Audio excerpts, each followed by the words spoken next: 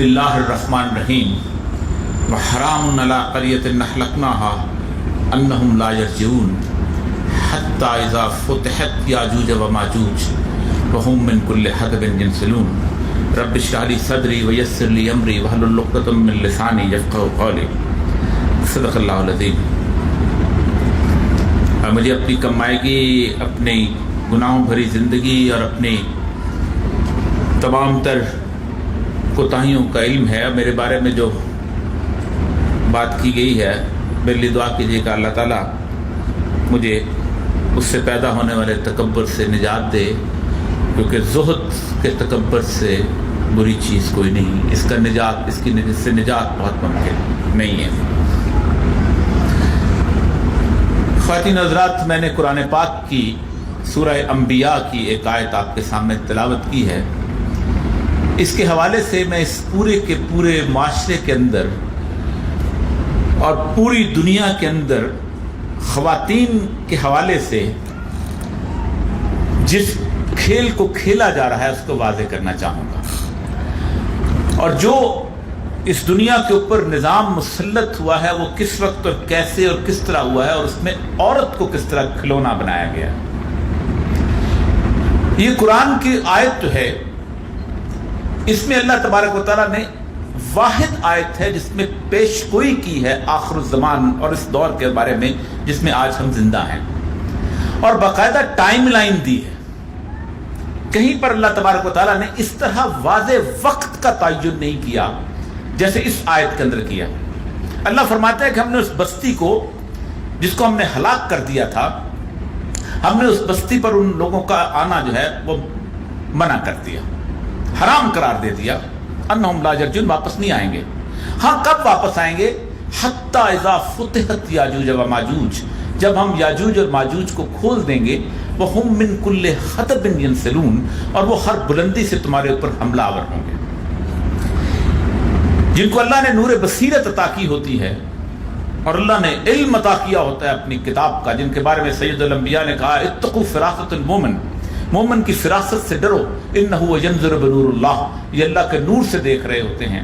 تو اقبال نے اس وقت اس آیت کا ترجمہ کرتے ہوئے کہا تھا، کھل گئے یاجوج اور ماجوج کے لشکر تمام، چشم مسلم دیکھ لے تفسیر حرف ینسلون۔ جس بستی کا ذکر ہے وہ یہودیوں کی بستی کا ذکر ہے، جسے آج ہم یروشلم کہتے ہیں۔ اس بستی میں یوں تو یہودیوں پر بہت سارے عذاب آئے، آخری عذاب جو ہے وہ بخت نصر کے بعد 70 صدی عیسوی میں رومنز کا عذاب تھا، جس میں اللہ کہتے ہیں کہ ہم نے ان کو امم میں تقسیم کر دیا۔ کوئی نائجیریا چلا گیا، کوئی انڈیا آ گیا، کوئی کہیں اور چلا گیا، کہیں اور کسی جگہ۔ اور پھر اس کے بعد ہوا یہ کہ پھر واپس نہیں آئے۔ حضرت عمر نے جو معاہدہ کیا تھا بیت المقدس کے اس عیسائی حاکم کے ساتھ، اس کی 11ویں یا 12ویں شک ہے کہ ہم یہ شہر مسلمانوں کو اس شرط پر حوالے کر رہے ہیں کہ اس میں یہودی جو ہیں وہ آباد نہیں ہوں گے، they can come as tourist، وہ وزٹ کرنے آ سکتے ہیں لیکن نہیں، آپ یہاں پر آباد نہیں ہوں گے۔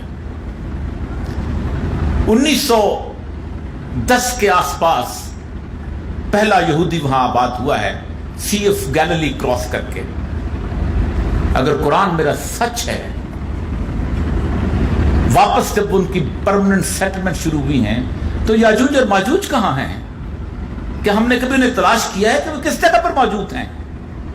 کیا وہ کھل چکے ہیں؟ اب کھل چکے ہیں تو ان کا نظام کس طرح ہمارے پر مسلط ہے؟ وہ کون سی بلندیاں جن سے وہ ہمارے پر حملہ آور ہو رہے ہیں؟ سید الانبیاء صلی اللہ علیہ وسلم ایک دفعہ سوئے ہوئے تھے تو اچانک اٹھے اور ان کے ماتھے پہ پسینہ آیا اور کہا ویل للعرب ویل للعرب ویل للعرب، عرب پر تباہی ہے، عرب پر تباہی ہے، عرب پر تباہی ہے۔ سیدہ زینب بن جحش آپ کی زوجہ، پوچھا یا رسول اللہ کیا ہوا؟ فرمایا یاجوج اور ماجوج نے سد سکندری میں سوراخ کر دیا۔ 3 سوال ہیں یہاں اس حدیث کے اندر۔ پوچھا کون ہے یہ؟ فرمایا ان کو اگر کھلا چھوڑ دیا گیا تو یہ معاش میں فساد پیدا کریں گے، disturbance in the economic system. فرمایا کون ہیں؟ فرمایا یہ بنی نوع انسان میں ایک ایسی قوم ہے کہ 900 وہ ہوں گے اور 100 تم ہوگے۔ پھر فرمایا یہ وہ قوم ہے کہ جنہیں اللہ نے پیدا کیا تم ان پر غلبہ حاصل نہیں کر سکو گے جب تک اللہ خود ان کے خلاف جنگ کا اعلان نہ کرتے. اب پورا قرآن پاک اٹھا لیجئے، الحمد سے لے کے والناس تک اللہ نے صرف ایک جگہ جنگ کا اعلان کیا، حرب من اللہ و رسولہ، اور وہ سود کے خلاف، disturbance in the economic system. 1910 کے آس پاس سی آف گیلیلی، رسول اللہ صلی اللہ علیہ وسلم فرماتے ہیں کہ یہ سی آف گیلیلی جب کراس کریں گے بحر تبریہ، تو بحر تبریہ کے اندر پانی ہوگا. پہلا لشکر جب ان کا کراس کرے گا تو پانی ہوگا، جب دوسرا لشکر آئے گا تو پانی خشک ہو چکا ہوگا. آپ آج نیٹ کے طالب علم ہیں، آپ سی آف گیلیلی جا کے دیکھیے گا، دریائے اردن اور دریائے لیبنان جو ہے، اس دونوں کو انہوں نے یہودیوں نے ڈائیورٹ کر کے اسرائیل کو آباد کیا ہوا ہے، اور اس وقت صرف 9 یا 10 فٹ پانی رہ چکا ہے. تاریخ 2 واقعات بیان کرتی ہے جن کو میں لے کے اب یہاں پہنچتا ہوں کہ یہ پورے کا پورا سسٹم جو عورت کو کھلونا بنانے کے لیے کیسے بنایا گیا. ایک واقعہ تاریخ سے کہتی ہے کہ بحر کیسپین جو ہے، اس کے اوپر ایک بہت بڑا سیلاب آیا اسی زمانے میں جب رسول اللہ صلی اللہ علیہ وسلم نے کہا تھا کہ انہوں نے سد سکندری کو توڑ دیا ہے، اور وہ گورج جو تھی، وہ دیوار جو تھی ذوالقرنین کی بنائی ہوئی، وہ ٹوٹ گئی. دوسرا سب سے بڑا واقعہ یہ ہوا ہے کہ یہودیوں کے اندر دین قبول نہیں کیا جاتا. وہ کہتے ہیں ہم نسلی طور پر دین ہیں، بنی اسرائیل ہم میں فضیلت دی گئی ہے عالمین پر، we are the chosen one. ایک قبیلہ تھا خزریز جن کو کہا جاتا ہے. آج بھی اگر ایران میں آپ چلے جائیں تو بحر کیسپین کا نام بحر خزر ہے. انہوں نے یہودیت قبول کی، اور ان کو دنیا میں اشکنازی جوز کہا جاتا ہے. یہ اشکنازی جوز، آپ نیٹ کے لوگ ہیں، اشکنازی جوز آپ پڑھ لیجئے گا. اس وقت دنیا کے اندر اتنے پھیلے ہیں کہ اس وقت دنیا کے اندر 99% جو ہیں یہودی جو ہیں وہ اشکنازی ہیں، اور 1% اصل بنی اسرائیل رہ گئے ہیں. یہ سارے فرائڈ، آئنسٹائن، ہزال، یہ سب کے سب جو ہیں یہ اشکنازی جوز ہیں. یہ جب اکٹھے ہوئے ہیں تو انہوں نے یورپ کے اندر ایک الائنس بنایا ہے جسے یوڈو کرسچن الائنس کہتے ہیں. اس سے پہلے کبھی بھی 2000 سال تک عیسائیوں اور یہودیوں کا اتحاد نہیں ہوا. یہ اشکنازی جوز جو کہ جنہوں نے یہودیت قبول کی تھی، انہوں نے وہاں ویسٹرن یورپ کا ایک الائنس بنایا ہے جس سے نکلی ہے ماڈرن ویسٹرن سویلائزیشن. یہ وہ سسٹم ہے کہ جس کے اندر انہوں نے پہلی دفعہ، کیونکہ 2000 سال تک کوئی شہر یہ عیسائیوں کا ایسا نہیں جہاں سے یہودیوں کو مار مار کے نہ بگایا گیا ہو، جہاں پر ان کو گھیٹوس میں رکھا نہ گیا ہو، جہاں ان کو مختلف قسم کے لباس نہ پہنا. کئی 100 سال تک ان کو انسانوں والے نام نہیں رکھنے دیے جاتے تھے. جب ایزابیلا فرڈیننڈ نے ان کو مارا ہے، نکالا ہے، تو ان کو کہا گیا تھا کہ جو عیسائیت قبول کرتے ہیں وہ ہمارے سامنے سور کا گوشت کھائیں گے اور ہفتے کے دن کاروبار کیا کریں گے. اور پناہ ملی تھی تو ان کو خلافت عثمانیہ کے درمیان ملی تھی. اس 1910-11 کے ارد گرد جب یہ لوگوں کا الائنس بنا ہے تو آپ دیکھیے سید الانبیاء کی احادیث اٹھائیے. آپ نے فرمایا تمہارے اندر پھر کڑیاں ٹوٹتی جائیں گی. سب سے پہلی کڑی جو ٹوٹے گی وہ تمہارے اندر خلافت کی کڑی ہوگی. خلافت عثمانیہ ٹوٹی اور پوری امت کو چھوٹے چھوٹے گروہوں کے اندر، چڑیا گھر کے اندر تقسیم کر دیا گیا. 1920 میں پاسپورٹ کا ڈیزائن آیا، 1926 میں ویزا ریگولیشنز آئیں، 1928 میں بارڈر سیکورٹی فورسز آئیں، اور اس کے بعد پوری دنیا کو ایک چڑیا گھر بنا دیا گیا کہ یہ ایرانی ہے، یہ لبنانی ہے، یہ عراقی ہے، یہ مصری ہے، یہ کچھ اور ہے. اللہ کا لاکھ لاکھ شکر ہے میرے اس ملک کے اوپر کہ جس وقت یہ دنیا تقسیم کی جا رہی تھی تو مصریوں نے کہا ہم فرعون مصر کی اولاد ہیں، ہمیں ہمارا ملک دے دو. عراقیوں نے کہا ہم بابل اور نینوا کی تہذیب کے وارث ہیں، ہمیں ہمارا ملک دے دو. شامیوں نے کہا ہم تو وہ لوگ ہیں کہ یہودا کے زمانے کے اندر ہمارے ہاں رومن امپائر کی سلطنت ہوتی تھی، ہم خوبصورت لوگ ہیں، ہمیں ہمارا ملک دے دو. یہاں تک کہ سعودیوں نے کہا ہم آل سعود سے تعلق رکھتے ہیں، ہمارا ملک دے دو. ہم وہ واحد خوش قسمت سرزمین تھی کہ جنہوں نے 1400 سال کے بعد کہا تھا کہ نہیں، ہم بدر پیدا کریں گے. میں محمد حسین چیمہ ہوں، یہ ارجن داس چیمہ ہے، یہ ساگ ایک طرح کا کھاتے ہیں، ہم لوگ بھنگڑا ایک طرح کا کھاتے ہیں، ہم لوگ ڈانس ایک طرح کا کرتے ہیں، لیکن میرا بھائی نہیں ہے کیونکہ لا الہ الا اللہ محمد رسول اللہ نے کہتا. ہم نے بدر کی طرح کہا تھا کہ ایک طرف عبد الرحمن بن ابی بکر ہے اور دوسری طرف ابو بکر ہے. ہم نے کہا تھا عقیل ابن ابی طالب ایک طرف ہے, علی ابن ابی طالب دوسری طرف ہے. ہم نے کہا تھا سعد بن ابی وقاص ایک طرف ہے, ان کے باپ دوسری طرف ہے. ہم نے بدر پیدا کی تھی 14 سال کے بعد. خوش قسمت ہیں ہم وہ لوگ. لیکن اس سرزمین کے اندر دوسری چیز جو بڑی آئی کہ اس ماڈرن ویسٹرن سیولائزیشن نے ایک تہذیب پیدا کی. اس تہذیب کا سب سے بڑا شکار جو تھے 1920 کے ارد گرد دیکھیں کیا کیا چینجز آئی ہیں. ماڈرن مانیٹری سسٹم, رسول اللہ نے فرمایا فساد پیدا کریں گے معاشی سسٹم میں.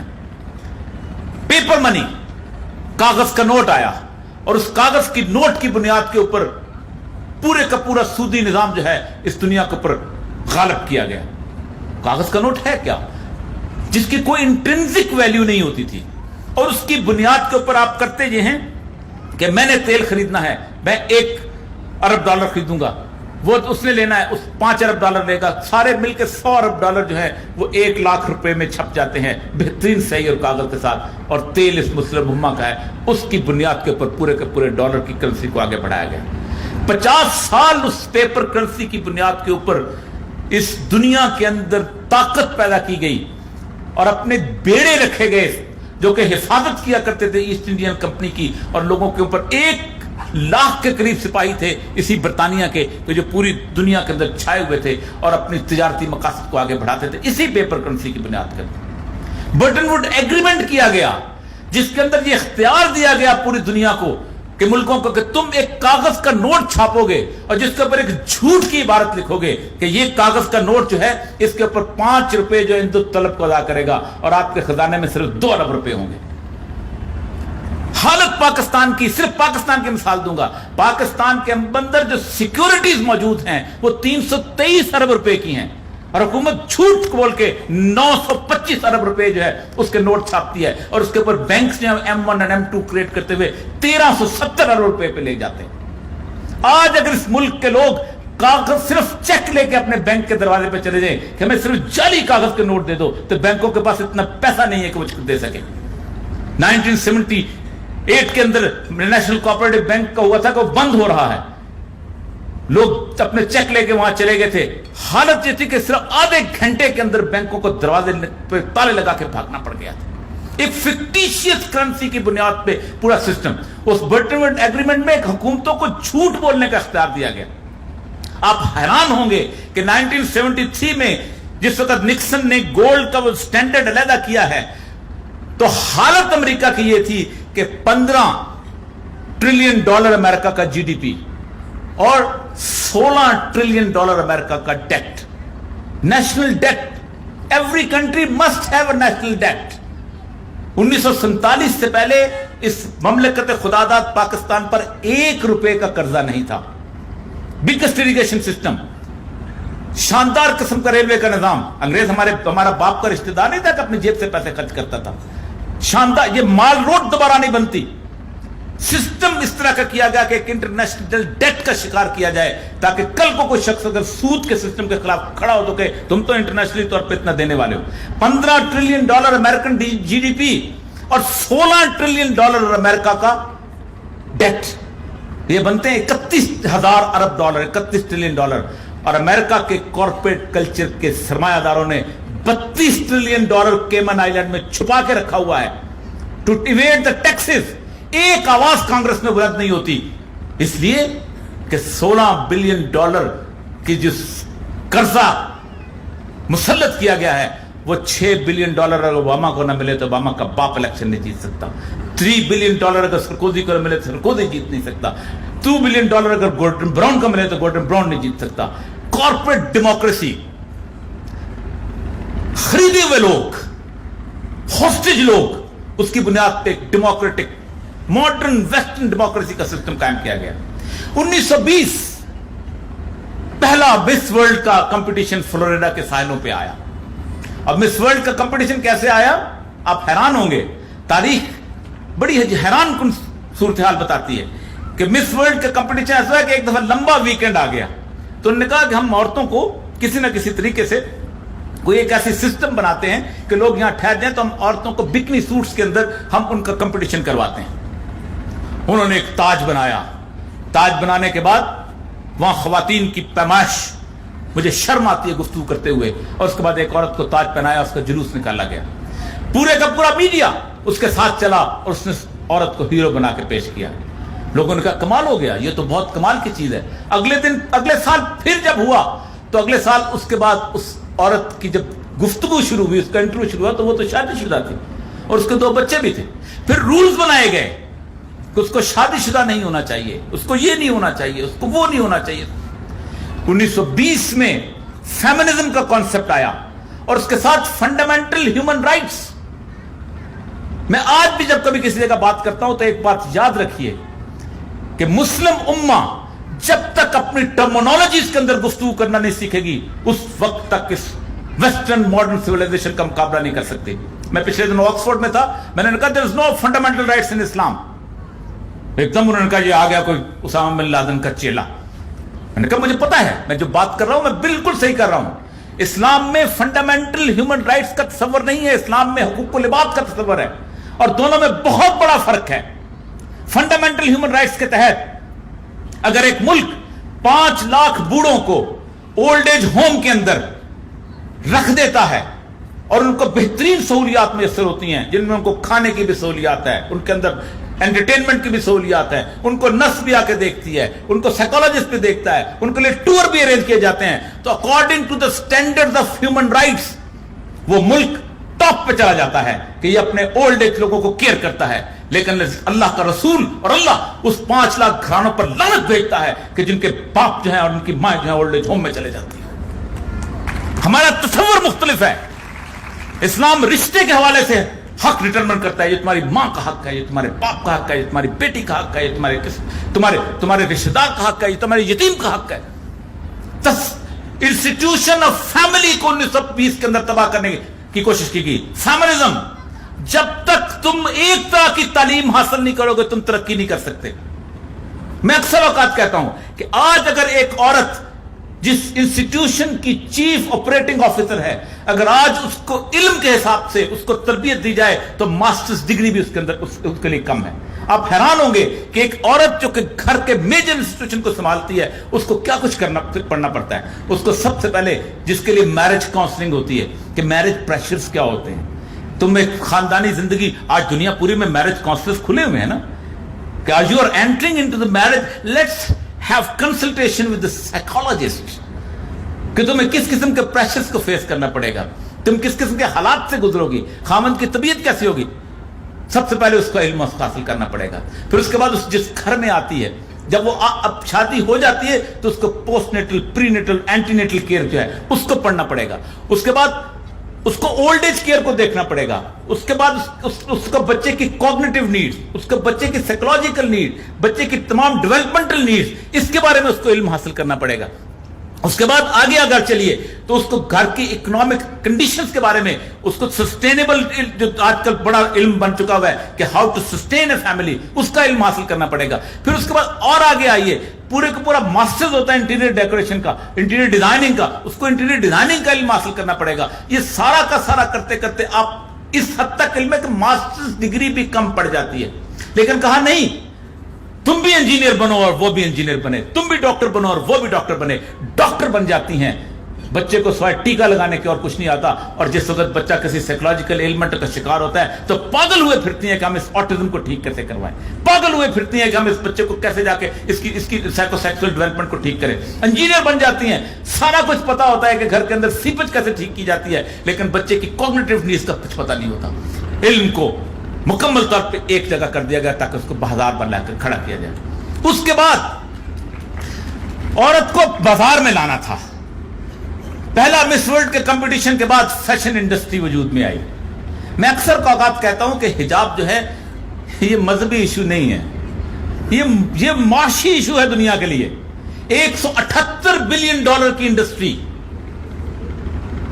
صرف حجاب کی بات کریں آپ تو عورت جس وقت حجاب پہنتی ہے تو کم از کم $70 بلین کی جو بالوں کی انڈسٹری ہے اس کے پیٹ پہ لات مارتی ہے. بال کل کرنے والے اور ہیں، بال رنگ کرنے والے اور ہیں، بال سیدھا کرنے والے اور ہیں، بال کمال کی بات تماشا بنایا جاتا ہے. مجھے شرم آتی ہے کہتے ہوئے کہ پاؤں کے ناخن سے لے کے سر کے بالوں تک عورت کا کوئی مقام ایسا نہیں جس بازار میں کھڑا نہ کیا گیا. 20 साल का आ गया साइज 0 पे रहोगी तो तुम खूबसूरत लगोगी, 20 साल का आ गया प्लम्पिश तुम रहोगी तो खूबसूरत लगोगी। 20 साल ऐश्वर्या राय और सुष्मिता सेन जिस साल इंडिया में मिस वर्ल्ड और मिस यूनिवर्स जीती हैं, पूरे हिंदुस्तान के अंदर 37 प्लास्टिक सर्जन थे। इस वक्त 57,000 प्लास्टिक सर्जन हैं और सबसे कम पैसा उसका लेते हैं जो 5,000 रुपए का बुटिक्स का इंजेक्शन लगाते हैं। और उसके बाद आप देखेंगे किस तरह दौड़ में लगा दिया गया कि जब तक तुम बाजार की जीनत नहीं बनती उस तक हमारा कारोबार नहीं बनता। पेरिस जिसके अंदर ये सारी इंडस्ट्री फ्लरिश करती है, जिसके अंदर ये सारी इंडस्ट्री आगे चलती है, उसके अंदर आप हैरान होंगे कि किस हद तक पेट का कुत्ता है ये कॉर्पोरेट कल्चर, कि जब उनको इल्म हुआ कि नहीं इस पूरी की पूरी साइजेबल कम्युनिटी के अंदर बहुत सारी औरतें ऐसी हैं जो हिजाब पहनती हैं, तो आप हैरान होंगे कि हिजाब को फैशन का हिस्सा बना दिया गया। पाकिस्तान के अंदर आज मैं सुबह ये सर्वे देख रहा था, ये पीयू जो सर्वे आजकल पाकिस्तान में जो सियासत का बड़ा दौरा है, तो पीयू का जो सर्वे है वो बहुत अहमियत इख्तियार किया जाता है, कर जाता है। कहा जाता है जी नवाज शरीफ की पॉपुलैरिटी इतनी है तो इमरान खान की पॉपुलैरिटी इतनी है तो फलां की पॉपुलैरिटी। ये जनवरी 2014 का सर्वे है, जनवरी 2014 का पीयू का सर्वे है। How people in Muslim countries prefer women to dress in public. लोग, ये मेरा सर्वे नहीं है, ये सर्वे जो है ये मिशिगन यूनिवर्सिटी को दिया गया था पीयू ने ये, और उन्होंने पूरी दुनिया के मुस्लिम ममालिक में से ट्यूनिस, मिस्र, तुर्की, इराक, लेबनान, पाकिस्तान और सऊदी अरेबिया को सिलेक्ट किया कि इसमें क्या सूरत हाल होती है और लोग किस किस्म की औरत को देखना पसंद करते हैं। वो औरत जो बाजार के अंदर हिजाब से उतार के जाती है, क्या उसको मुआशरा देखना चाहता है कि नहीं चाहता। आप हैरान होंगे, मैं सिर्फ पाकिस्तान की यहां फिगर देखता हूं। ये जो एक बहुत बड़ा शटलकॉक बुर्का जिसको हमारे यहां अमूमन तस्वर किया जाता है, जो पुराना होता है, जो हमारी दादी किसी जमाने में वो पहना करती थी, जिसको आज हमने तमस्कर का निशाना बना दिया गया है, उसके बारे में चलो ठीक है कि पाकिस्तान में 3% लोग ऐसे हैं कि जो उसको देखना चाहते हैं। लेकिन वो हिजाब के जिसके अंदर औरतें सिर्फ आंखें दिखाती हैं, 32% लोगों ने कहा कि औरत इसमें ज्यादा खूबसूरत लगती है। वो हिजाब के जिसके अंदर औरत का चेहरा नुमाया है लेकिन बाकी पूरा जिस्म ढका हुआ है, 31%, 32 और 31, 63% लोगों ने कहा कि हमें वो औरतें पसंद हैं कि जो हिजाब पहनती हैं। और 24% हमारे आज का जो फैशनी हिजाब है जिसके अंदर सिर्फ बाकी नीचे आप कोट वोट पहन लेते हैं और सिर्फ चेहरे को ढक लेते हैं, उसके बावजूद आप देखें 24, 31 और 32%, और सिर्फ 2% लोग इस मुल्क के अंदर ऐसे थे, 2% लोग कि जो आसमा जहांगीर की तरह ये कहते थे कि औरत को खुले हुए बालों के साथ बाहर आना चाहिए, सामने आना चाहिए। ये मेरा सर्वे नहीं है। मुझे लोग कहते हैं कि हम इस मीडिया का मुकाबला कैसे करें। मीडिया कॉर्पोरेट कल्चर पेट का कुत्ता है। आज से 3 साल पहले जब उन्होंने सर्वे करवाया कि पाकिस्तान में कितनी औरतें हिजाब पहनती हैं, और मैं आपको मिसाल दूं बड़ी मजेदार कि पाकिस्तान की ये बहुत खुश उम्मीद अफसा बात है। समय राइल काई साहब के वालिद अल्लाह ताला आपको जन्नत नसीब करे, उनसे मैं ये बात डिस्कस कर रहा था कि मैं जब यूनिवर्सिटी में पढ़ता था, वो भी कहते हैं मैं जब यूनिवर्सिटी में पढ़ता था तो उस वक्त हालत ये थी कि पूरी यूनिवर्सिटी में एक लड़की थी जो हिजाब पहनती थी और उसको हम जानते थे कि वो लड़की हिजाब पहनती है। आज आप यूनिवर्सिटीज में चले जाएं, आपको 30 से 35% लड़कियां हिजाब पहने हुए नजर आएंगी। पूरी यूनिवर्सिटी के अंदर दाढ़ी वाला, जमीयत के नाज़मीन तक, नाज़िम आला तक दाढ़ी नहीं होती थी। काई साहब कहा करते थे मैं और एक और लड़का पूरी पेशावर यूनिवर्सिटी के अंदर दाढ़ी वाला था, बाकी दाढ़ी नहीं थे। सर्वे करवाया गया कि कितनी औरतें हिजाब पहनती हैं, 37% का जब सर्वे सामने आया तो सनसिल्क का हिजाब का शैम्पू मार्केट में आ गया। बिजनेस के अंदर पहला फिक्रा यह कहा जाता है कंज्यूमर इज द किंग, खरीदने वाला बादशाह होता है, आप बादशाह हैं। और एक के जाके किसी पठान के पास जब औरत खड़ी होती है तो उसको कहती है ये थान दिखाओ, ये थान दिखाओ, ये थान दिखाओ, 100 थान उसके खुलवा देती है, उसके माथे पे बल नहीं आता। आखिर में कहते हैं मुझे पसंद नहीं है, तो उसका फिक्रा जो होता है बाजी ये बताओ तुम्हें पसंद कौन सा है, अगली दफा वो लेके आएगा। Consumer is the king. Media का मुकाबला सिर्फ कंज्यूमर कर सकता है, क्योंकि मीडिया उस वक्त तक اور کارپوریٹ کلچر کا مقابلہ صرف کنزیومر کر سکتا ہے. جب تک آپ ان کو یہ ثابت نہیں کر دیں گے کہ تمہاری جتنی نمائش کی چیزیں ہیں, تمہاری یہ جتنی آرائش کی چیزیں ہیں, تم نے جو کچھ ہمارے لیے بنایا ہے, یہ سارے کا سارا ہمیں پسند نہیں ہے, تو وہ آپ کو انکار نہیں کر سکے گا. کبھی نہیں ہو سکتا کہ جس چیز کی مارکیٹ موجود نہ ہو اس کو بیچا نہ جائے.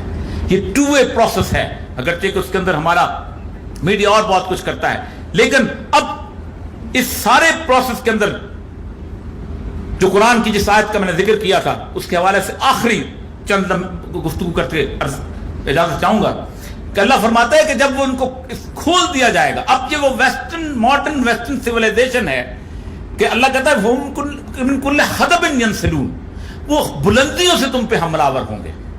آپ حیران ہوں گے, ہمارے بہت سارے لوگوں نے بلندیوں کا ترجمہ جو ہے وہ پہاڑ کی چوٹیاں کیا ہے, لیکن اقبال نے چونکہ کہا تھا ینسلون حدب, اور جو حدب بنایا تو بہت بڑی بلندی. آپ کی سارے کا سارا اکنامک سسٹم کہاں سے گورن ہوتا ہے؟ سیٹلائٹس. فرم امریکہ میں ہے, پاکستان میں چلے جائیں, ٹی آر جی میں چلے جائیں, یہاں بیٹھ کے اس کو اکاؤنٹ سیو ہوتے ہیں اور یہیں سے بنا کے جا رہے ہوتے ہیں. مائکروسافٹ کا آفس کہاں پر ہے؟ بنگلور میں چلے جائیں, بنگلور میں جا کے اس کو طے کر رہے ہوتے ہیں, اس کے ڈیزائن بن رہے ہوتے ہیں, وہاں پہنچ رہے ہوتے ہیں. پورے کا پورا اکنامک سسٹم سیٹلائٹ سے گورن ہوتا ہے. تمام دنیا کی فحاشی اور میڈیا کنٹرول فحاشی جو ہے وہ کہاں سے آتی ہے؟ Internet, satellite.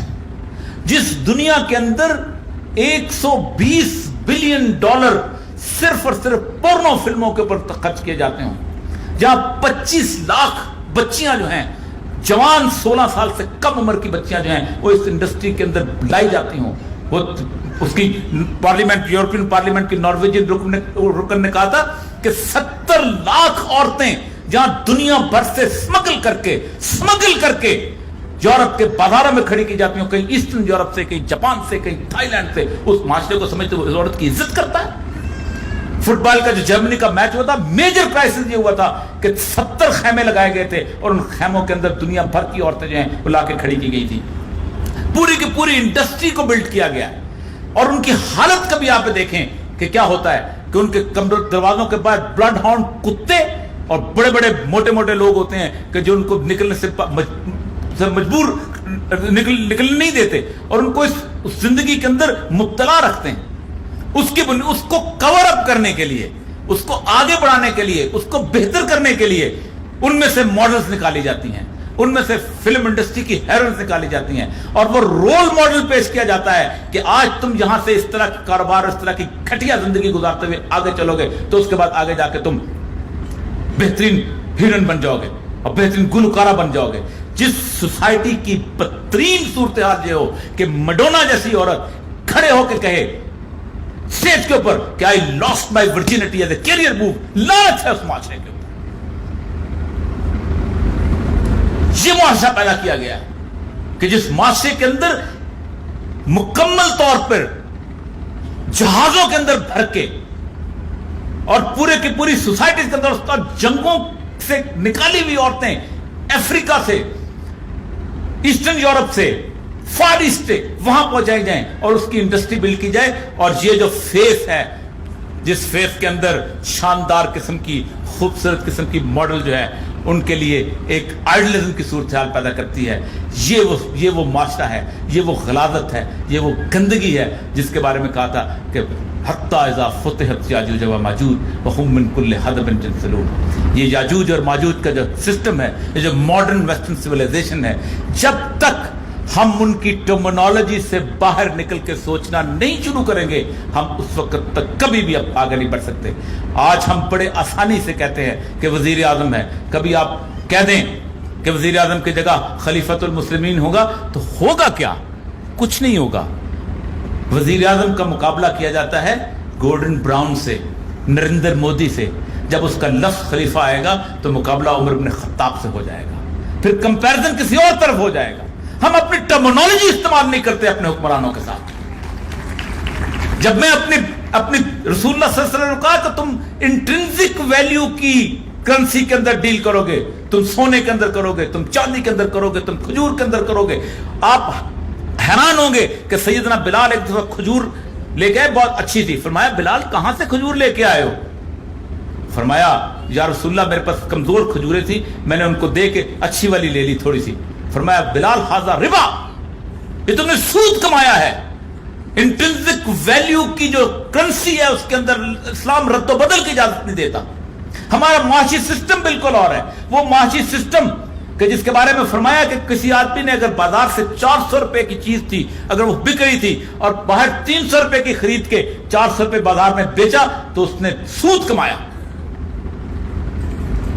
اس لیے کہ مارکیٹ اسلام کے اندر there is no private property in the سوق, بازار کے اندر پرائیویٹ پراپرٹی کا کانسیپٹ نہیں ہے.